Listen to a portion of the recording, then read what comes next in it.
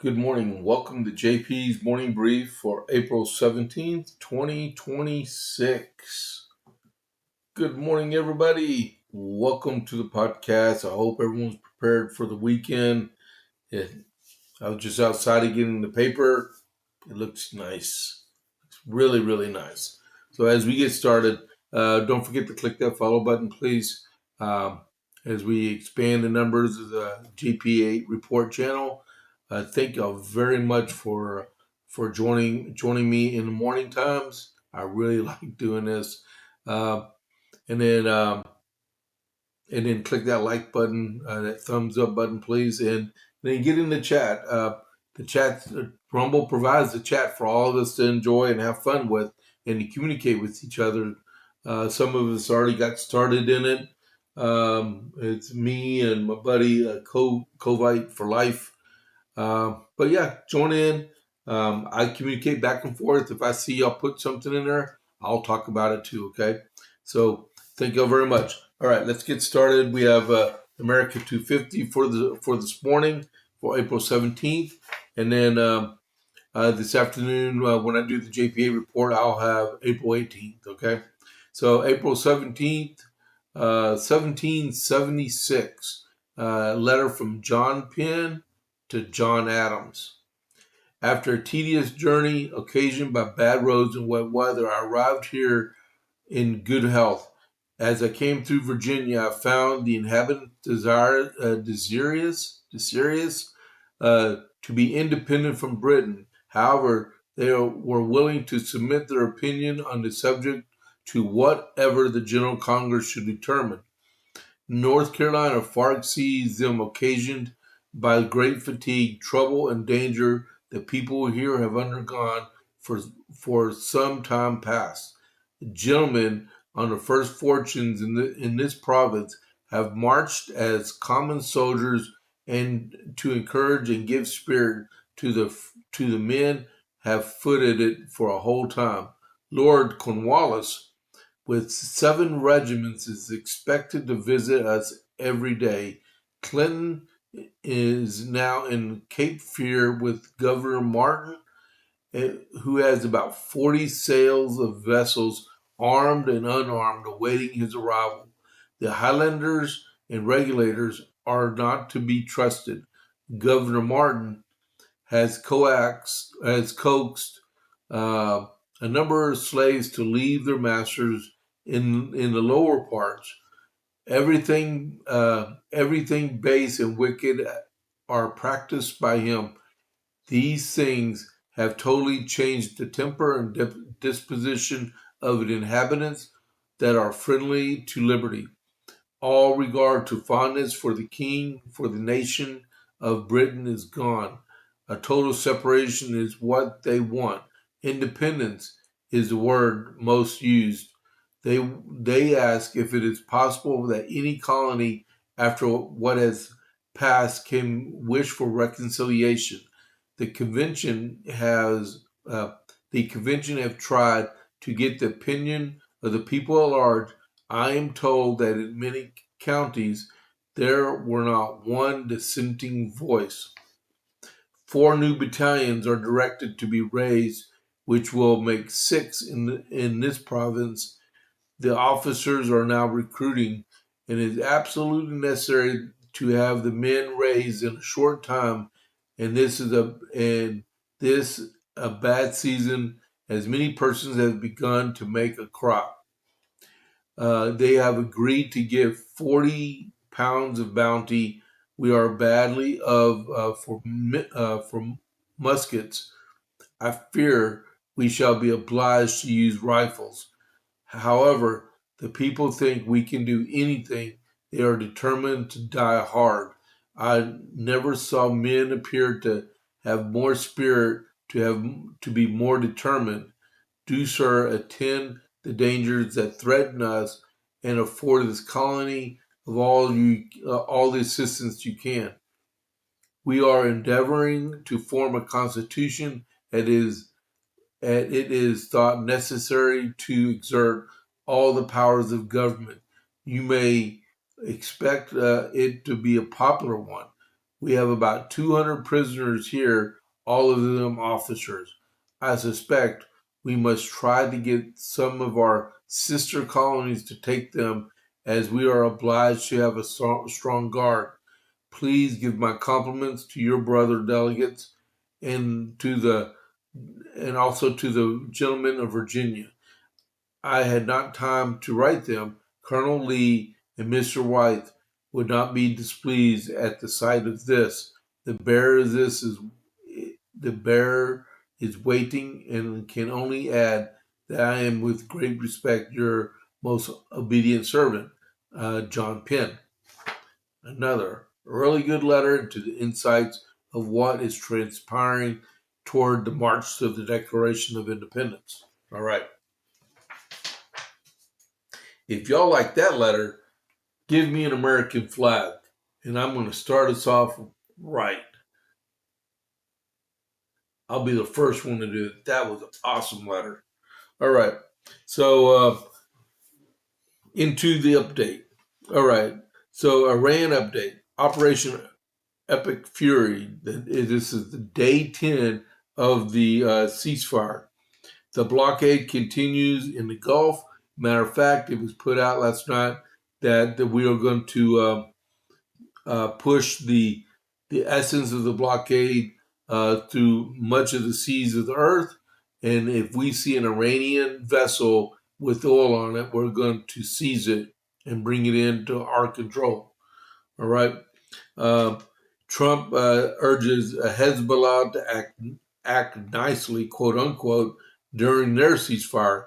There's a 10-day ceasefire that just got declared in the country of Lebanon, between Israel and Lebanon, and hopefully Hezbollah helps.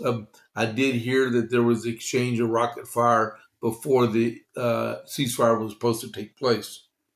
Marco Rubio and the United Kingdom's foreign secretary, they're meeting to discuss the next steps after this conflict is over. Like I said, the Lebanese ceasefire is holding for right now. Don't hold your breath, because the amount of hatred between Israel and Hezbollah is immense, and it goes back decades. Between Israel and Lebanon, different story to a point, but when you look at the history of Hezbollah, as long as they still have arms to be able to fight with, they're going to fight. Their sugar daddy, Iran, they got their heels up against the wall. They're not going to be able to resupply. So I don't know what Hezbollah thinks that they're doing, because when they run out of bullets and missiles and rockets, they're spent. They are. And then the International Atomic Energy Agency, their chief is pushing for strict verifications in Iran if there's an agreement that comes to allow the IAEA back in to inspect the areas where they are known to have nuclear materials. He is concerned that Iran is going to try to go elsewhere and to be able to restart their nuclear program. That is what we're in there right now trying to prevent. Totally. Okay? We cannot allow Iran to have a nuclear weapon. No ifs, ands, or buts. Full stop. Okay? If the Democrats in our country think we do not need to enforce that, they're sadly mistaken, and they don't need to be anywhere around the handles of government. All right? I don't want people to have to go back to Iraq or even into Iran. That is one thing we don't need anymore in our country. All right? Just get it done and get out. Right? So this morning's price on Brent crude oil, that's North Sea oil, that's the international standard, is trading at $98.11 a barrel. And that's what it was trading this time yesterday. West Texas Intermediate is trading at $89.51 a barrel. That's about $1 less than it was trading yesterday at this time. And the Dow Jones yesterday closed at $48,578.72. That was an increase of $115. And this morning, I saw when I was doing my updates and stuff, the futures had the Dow Jones even going further northward. All right, it's like um, with the Dow, it's like this war never happened, right?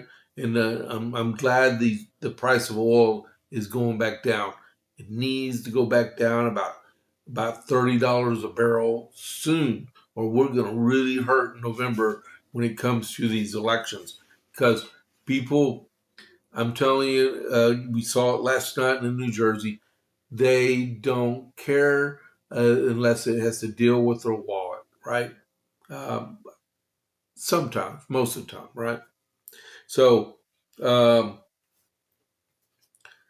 what came out this morning was the House uh, pushed. So, what they're doing is they're trying to extend FISA, this the Foreign um, Intelligence Surveillance Act, and what it is it allows secret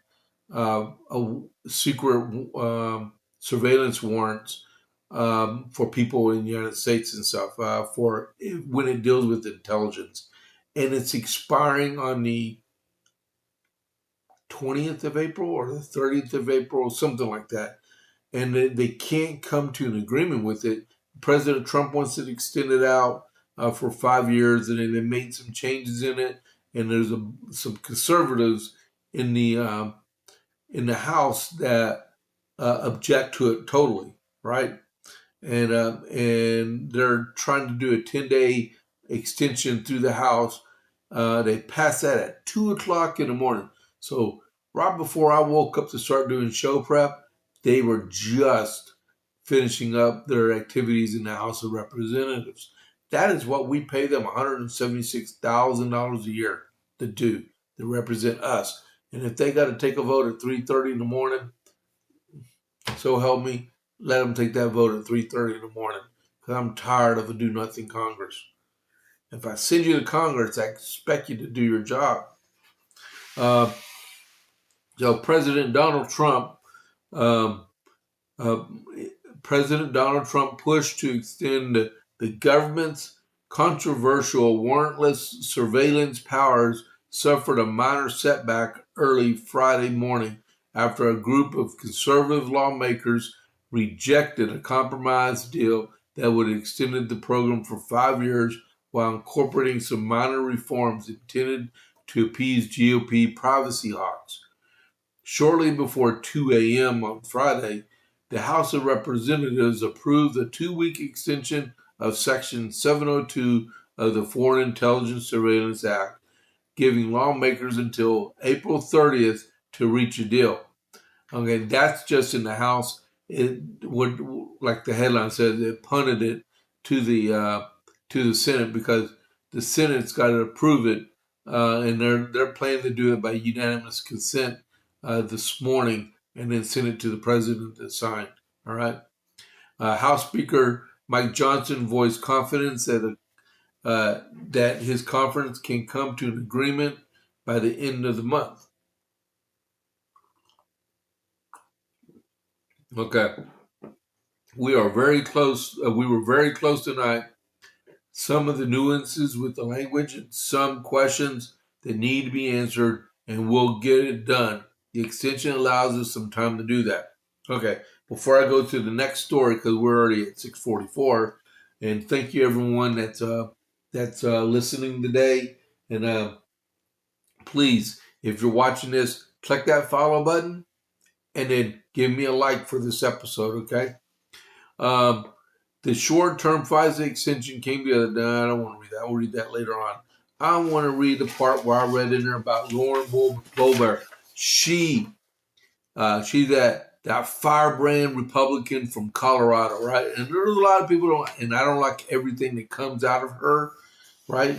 But what she said, um, Let's see.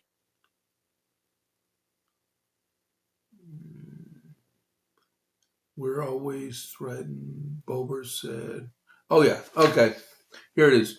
We're always threatened that something very bad is going to happen.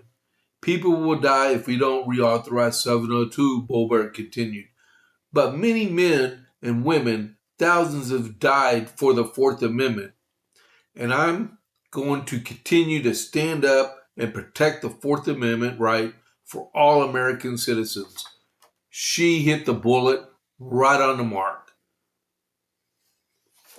Matter of fact, I'm going to circle this so I remember this one.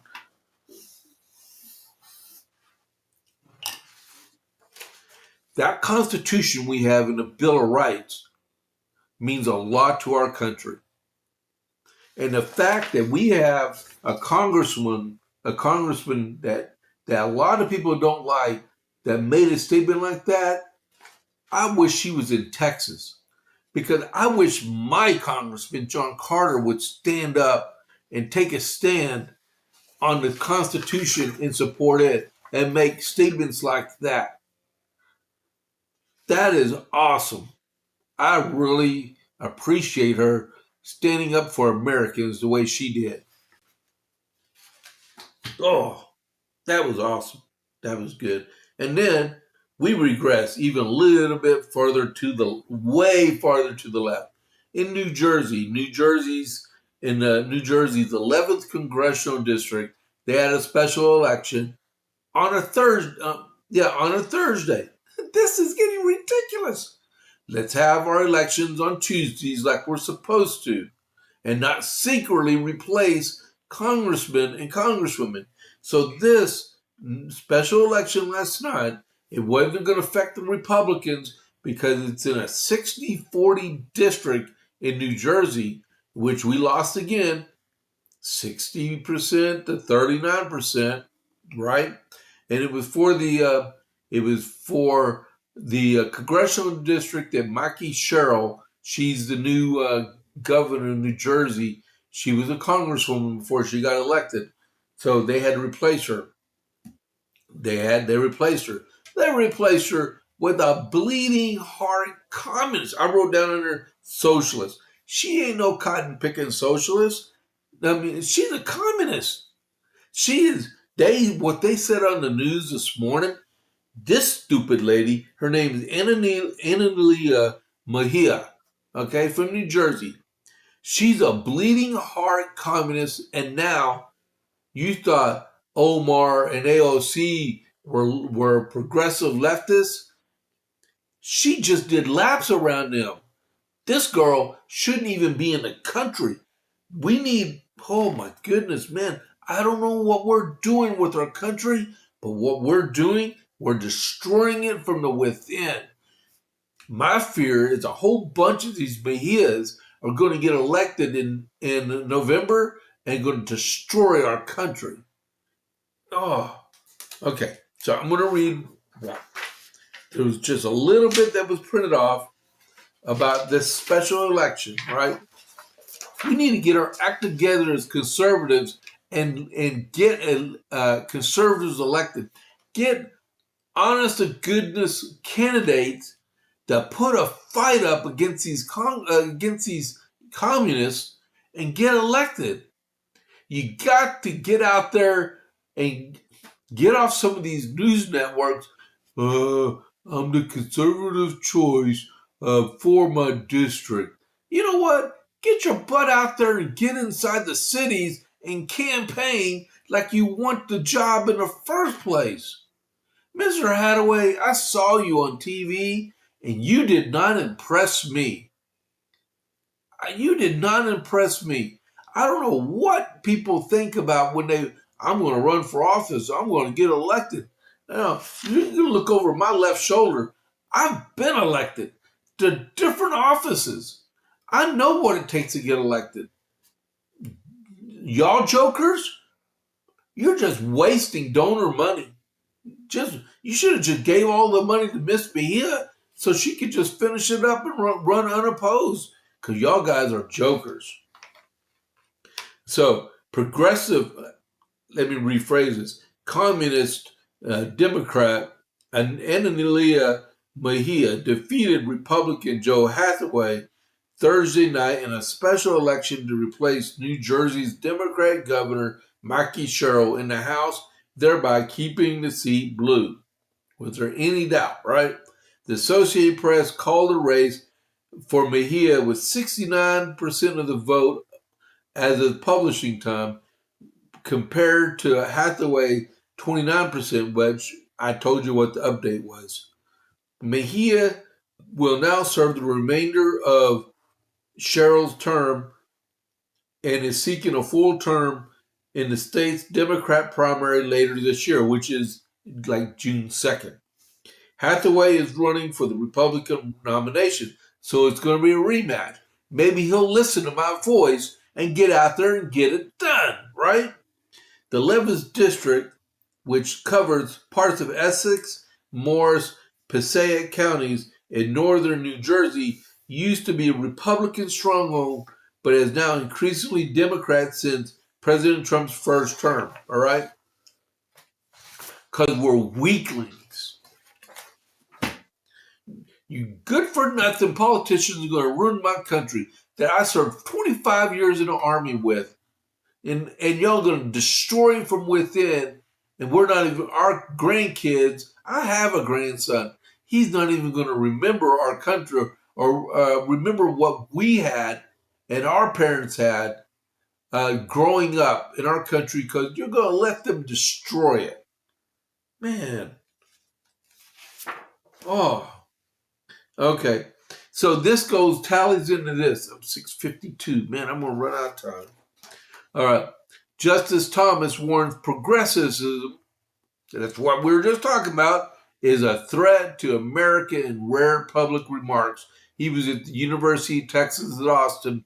I believe it was Tuesday or Wednesday. It was Wednesday, and he gave a speech at their law school, right? The Supreme Court Justice Clarence Thomas issued a blistering critique of modern-day progressivism in a rare public speech on Wednesday, describing the modern political philosophy as a threat to America's founding principles.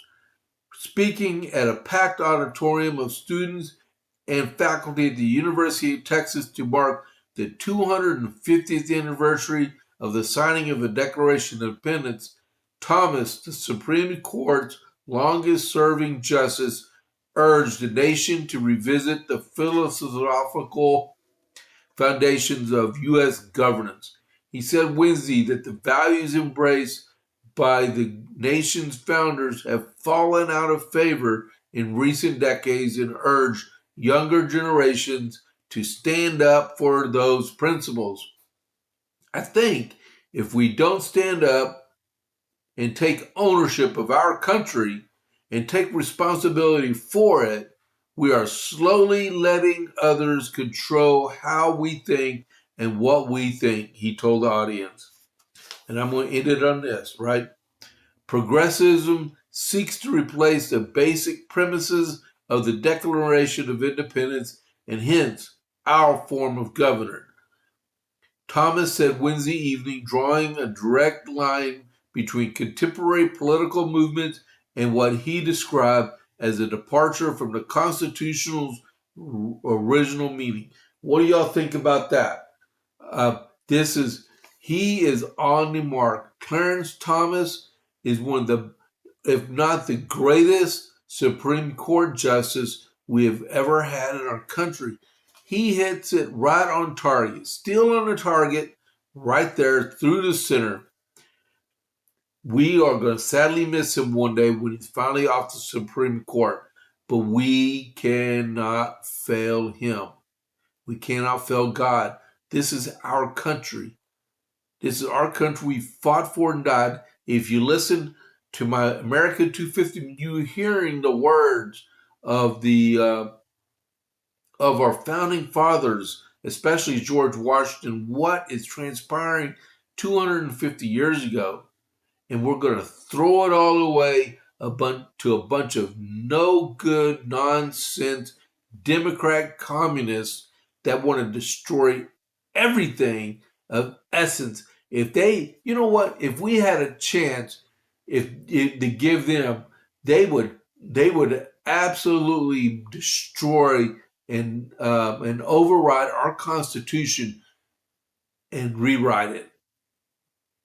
Because what they want us to do is live through international law, not American law. Go look it up. Go look it up of what the left wants. And a bunch of bleeding heart communists want to destroy our country. Man,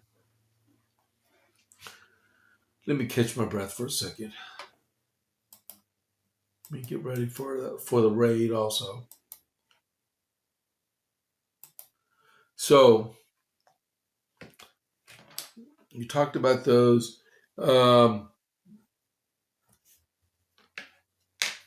And hold on, let me get this ready.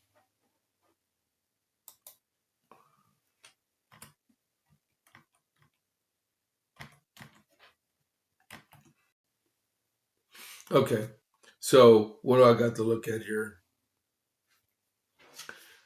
We'll go over this one. Nope.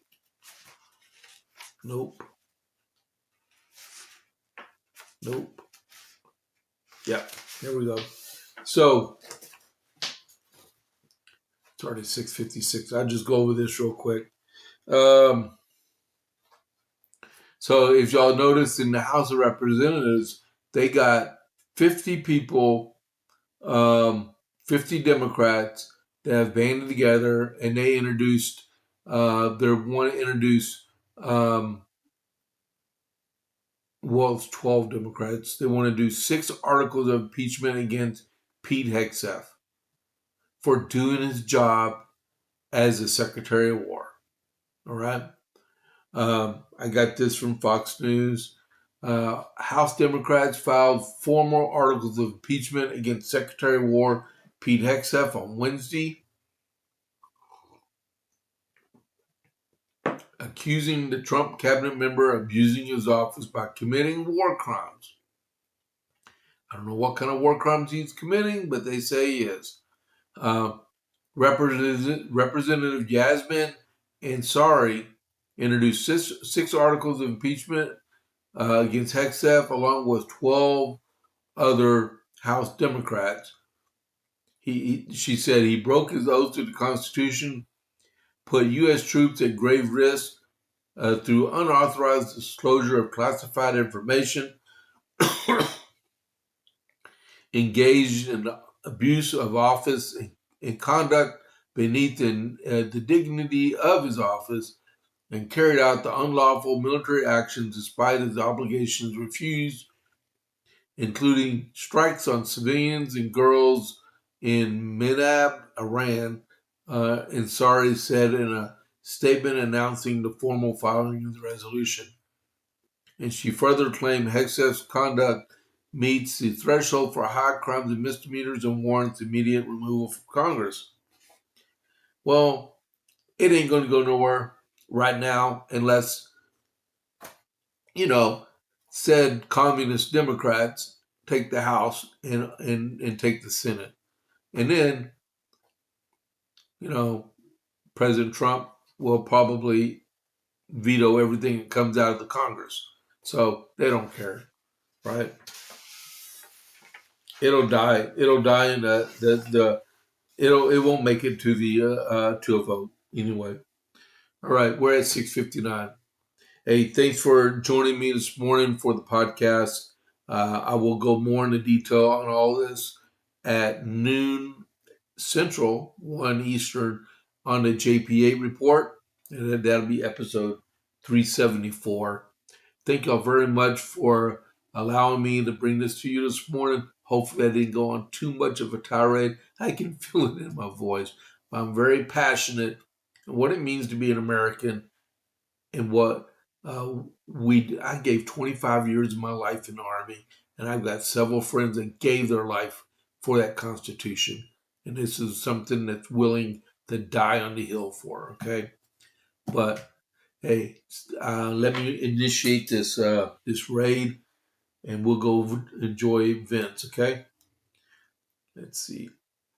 And I did it wrong. Ugh. Ugh.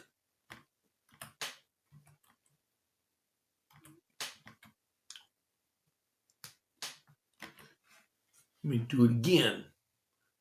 Right. There we go. All right. I'll see y'all at noon. James Pierce.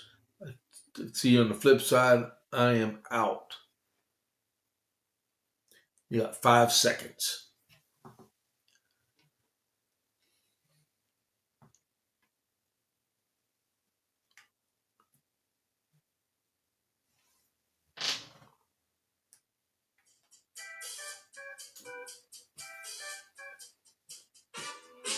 Yeah.